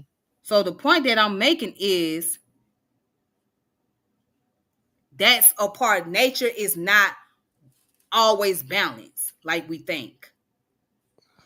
Okay? Nature is not always balanced.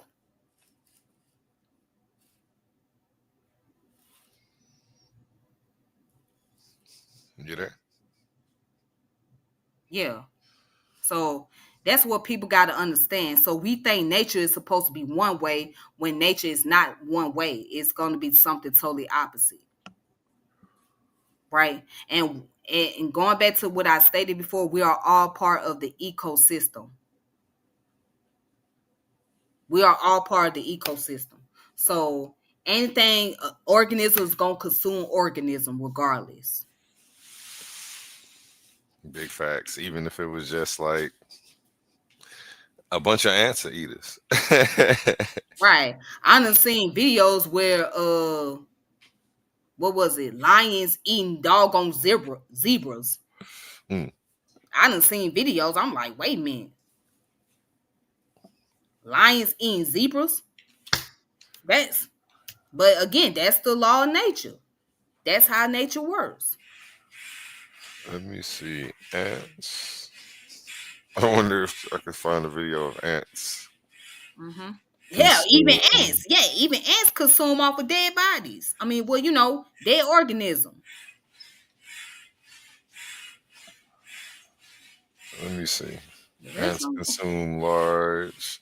I want to see what's the biggest thing. Okay, that's an ants eating a frog. Let me see. Let me see the video. Because people Let me see gotta if see my this. People screen is gotta sharing. understand. Oh yeah, my screen isn't sharing. Oh, okay. Here, let me share it for you. Stop screen share. Share it again. Hold on.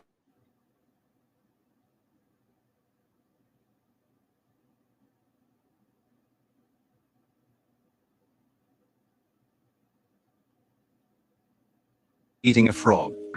The camera recorded This is the scene of a little ant eating a frog. The Yeah. camera recorded the whole process. Who would have thought the ant would devour the frog completely? In such a short time, You see that? it's really hard to believe. This frog had just died and lay on the ground. You He see was that? spotted by the nearby ants. The whole Yeah. ant colony came out and started to eat the frog. We Yeah. will witness the ant's process of breaking down the frog. In just 2 days, the once lively frog was quickly surrounded by the ants. First, his skin became shriveled. Then, his claws. Soon, there was only white bones left. The ants around kept pouring towards the frog. Each one was very diligent. They carried the cut food to the cave. The frog's bulging belly disappeared. His whole skeleton was exposed. The frog's skin and flesh were gone. They became the food for the ant colony. The bones that were gnawed by the ants didn't leave a trace of Oh, they meat. ate the bones too. The bones were cleaned and shaved with a razor. The frog never imagined his final fate would be like this. As time passed, the meat on the frog became less and less. The ants around also became fewer. To find such a fresh frog, that's definitely lucky. The tiny ants. It was because of their unity. They faced the difficulties together. Even a frog that was dozens of times bigger than them, they could easily break it down. After 2 days of hard work, the frog's body was only a pile of bone. The ants also began to retreat. They enjoyed this feast. They were all satisfied. This is the scene of a little ant eating a frog. Message. You can conquer great things when you work together. You see, yeah. So nothing, yeah, it takes a group of ants to eat that whole entire thing. You see, so again, going back to the statement, organism consumes organisms. Organism consumes organism, you know? And that's just a part of life in itself. You know? So Big facts, big facts. Any closing statements for you, Tiff? What you want to leave the people with? so I just want to read this comment one real quick. Ants don't necessarily have to wait for an organism to die to eat or wait at it. The main reason we don't see ants eat humans alive is simple. Evolutionary traits to combat them away, smack them. Yes, that's true. That's true, and I agree. Of course, you're not gonna eat humans, right? Because I mean, the ants is not gonna eat a human because the human have the ability to just remove the ants. Now, some ants is going to like, you know, feed off a part of your body parts, which leads you to have like bite marks on you and stuff like that. But but yeah, now if you was like I say, if you was dead and you was out in the open, then that would be an easy access for those ants to come up in there and eat you. You know what I'm saying? Because it's same way with the maggots, same way with the rats. You know, if you out in the open, because you end up becoming decomposed. Even the sun is gonna feed off of you. The sun's gonna feed off of you before anything, because the sun is gonna cause your body to go into decomposition, fast and quick. But anyways, shout out to brother Vinyasa for that. Shout out to him. My closing statement, I mean, I really appreciate this opportunity. Thank you for having me here. I just encourage people to just, study more, read more, get into doing research, and learn about life and how life work. Science is a part of us. Science is life. So whether you agree with evolution or not, it is here. We are part of that evolution regardless. So regardless of what you think, you know what I'm saying? Yeah. So we're a part of that evolution. We're a part of the evolution. And once you study about evolution, once you study about anthropology, once you study biology and physics, it's all gonna make sense. I just encourage people to just continue to get the knowledge, continue to grow, and continue to educate themselves. And because you're never gonna stop learning as long as you live. So you live to learn, and you learn to live. Live to learn and learn to live. I like that saying. Mm-hmm. I'm gonna use that one. I'm gonna use that one. Um, yeah, what a journey that was. Tiffany French, a Yeah. seeker, a scholar, and a spirit unafraid to evolve from Christianity to Islam, through Hebrew studies to a worldview where the entire cosmos breathes divinity. She's Yeah. shown us that faith isn't a destination, it's a lifelong exploration. She's Yeah. in fact, she's reminded us that maybe God isn't confined to a book, a building, or a single name, but Right. woven into And God, everything. and I want to say this, God is a nomenclature. And what I mean by that is just a title that we give it.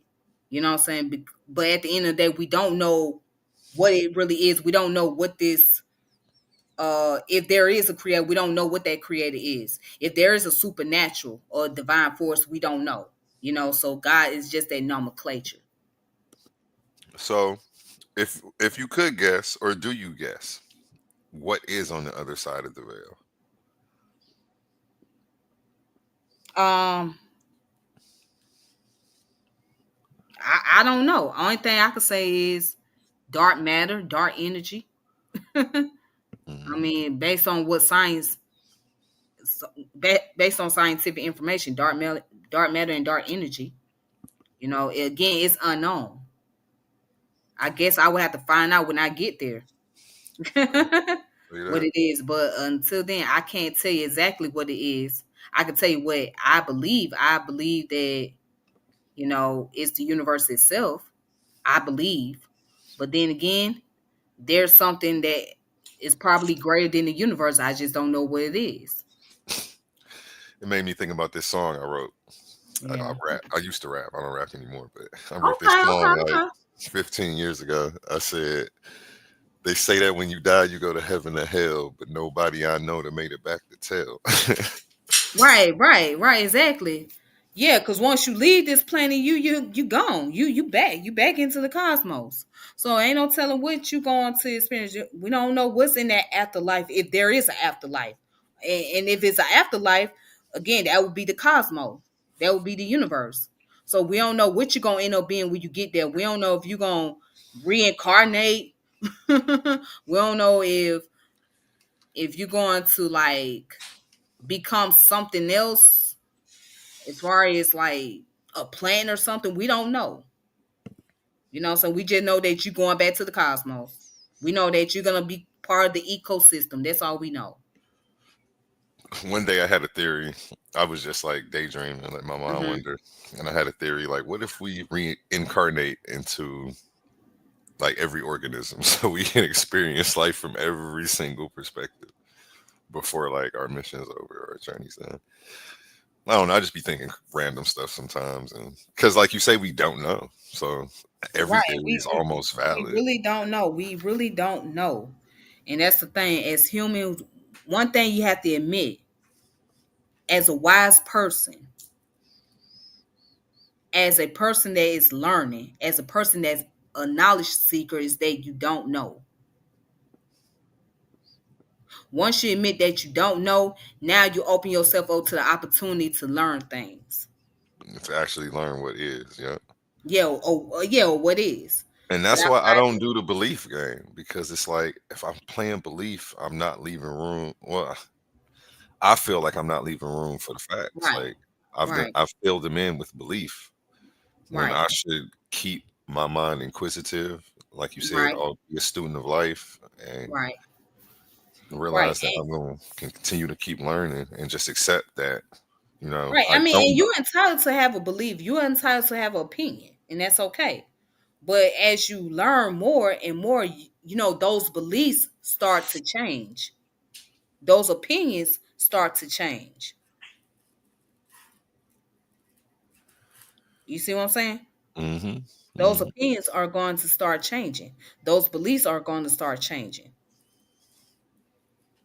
That's big facts. That's how it was for me in my evolution. I'm still learning, still growing. Right. Right. You're still going through your process of evolution. You know what I'm saying? We still going through the process of evolution as we learning things in life. You don't remain same. Nothing's remain the same. You know what I'm saying? Nothing remain the same. So you still evolving. You evolving mentally. You evolving emotionally. You evolving physically. You going through a transitional state. Just like they say, you don't really die. Energy cannot be created or it cannot be destroyed. It can be transferred from one state to another. That's a law of conversion, I heard right? somebody referencing that with the law of thermodynamics. Yeah, the law of the law of thermodynamics. Yes, absolutely. Yeah, you know, energy cannot be created or it cannot be destroyed. So we are made of energy, right? And Yep. energy is the Right. ability to move, is the ability to do work. So you're gonna transition from one stage to another. What it is just you don't went through the process of being declined as far as your human vessel is concerned. But your transition is just going from one state to another state as Hey, far as energy is concerned. hey, that's what's up. And shout out Tiffany French again. She reminded us that maybe God isn't confined to a book, a building, or a single name, but woven into everything that is. If you Mm-hmm. felt challenged, inspired, or awakened by this conversation, share it, reflect on it, and keep questioning, because that's what truth seekers do. So until next time, stay curious, stay grounded, and keep expanding your mind. This is Titans Debate League. This is Tiffany French. Appreciate you again for blessing the channel with your information. And Have until me next, oh no, yeah, no problem. Hopefully you come back on. Bless us again. And until next time, where knowledge meets the unknown. This is Titans Debate League, and you guys have a blessed day. And I'm going to end off with an advertisement for the tournament we have coming up. These are not just speakers. These are thinkers, forged in fire. Warriors of words stepping into destiny. Welcome to the Coliseum of arguments, where logic clashes with conviction and ideas spill like blood in the sand. 16 titans, 16 minds, one path to immortality. They come seeking truth, they fight for redemption, they burn for revenge. Featuring the intellectual elite of the Titans Debate League. Every round a new war, every word a new weapon. Every titan ready to fall or rise in glory. This is not debate, this is combat. Step into the Coliseum of arguments. Only the brave speak here. Are you not entertained?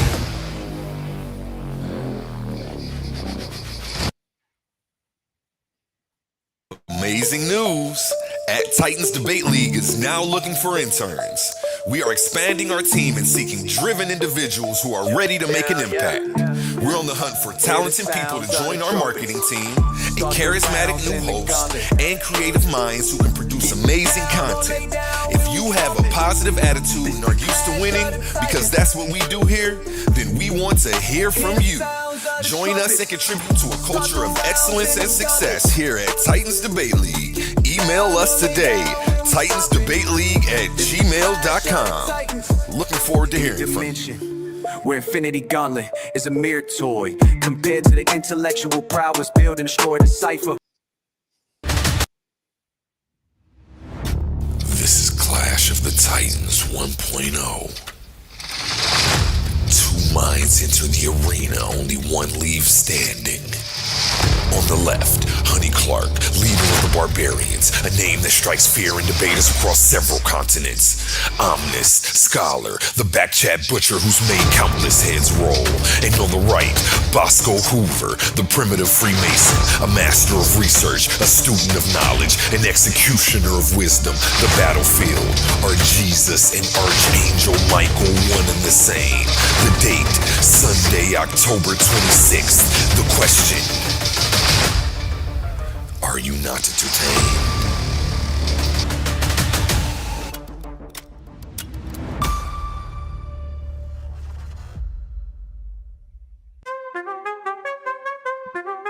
Yeah. Woo. What? Woo. Yo. Woo. Hear the sounds of the trumpets. Start the rounds in the gauntlet. Get down and lay down when we stomping. It's the Clash of the Titans.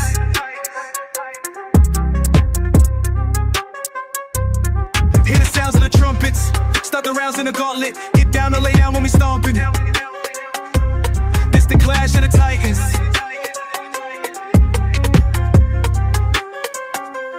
In a dimension where Infinity Gauntlet is a mere toy compared to the intellectual prowess, build and destroy the cipher. Intellectual sword will slice ya, or whatever the vice you recommend. Surgical, precise pin, hand get. Debate, there's power. In every debate, there's power, passion, and purpose. Titans Debate League isn't just a podcast. It's a movement, a place where big ideas collide and voices that matter are heard. But to keep this arena alive, we need you in our corner.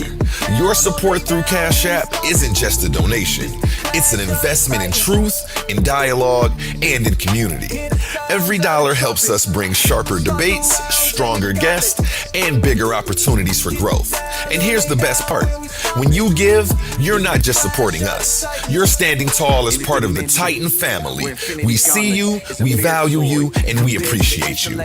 So if you've ever felt inspired, challenged, or entertained by what we do, show some love and send your support to $Titans Debate League at Cash App today.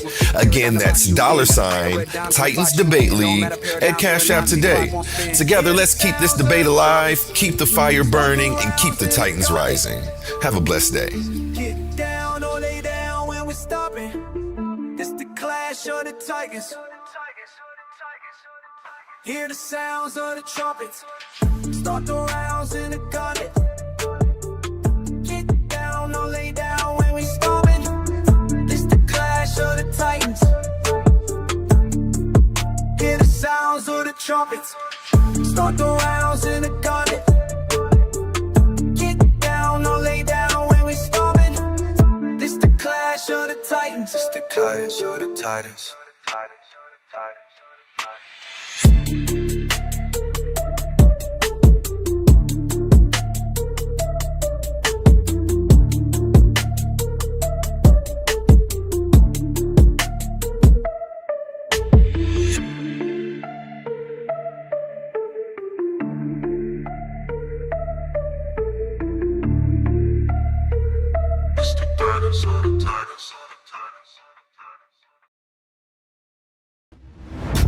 In a world where truth is tested, and only the strongest minds survive, one man stands above them all. Chris MVP Harris, the slasher of the Abrahamic faiths, the teacher of truth so raw, so unfiltered, so dangerous, other platforms couldn't contain him. The man who made logos a household name, the myth, the scholar, the intellectual titan, one of the most seasoned debaters on the internet today. Now, the stage is set, the spotlight is burning, and the world asks, who will be brave enough to face him? Clash of the Titans 1.0. $500 cash prize. Honor, glory, legacy. Are you not entertained?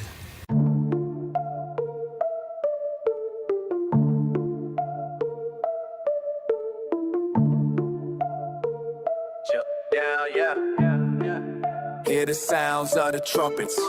Start the rounds in the gauntlet.